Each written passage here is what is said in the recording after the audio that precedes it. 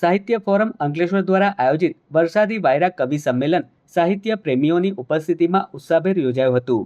આ કાર્યક્રમમાં અંકલેશ્વરના ગુજરાતી તેમજ હિન્દી ભાષી કવિઓએ વરસાદના આગમનને આવકારતી પોતાની મૌલિક કૃતિઓનું ભાવસભર પઠન કરી શ્રોતાઓને મંત્રમુગ્ધ કર્યા હતા।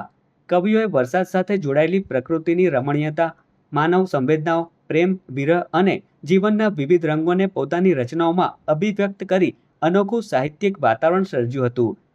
ઉપસ્થિત સાહિત્ય રસિકોએ કાવ્ય પઠનને તાળીઓના ગડગડાટથી વધાવી લીધું હતું।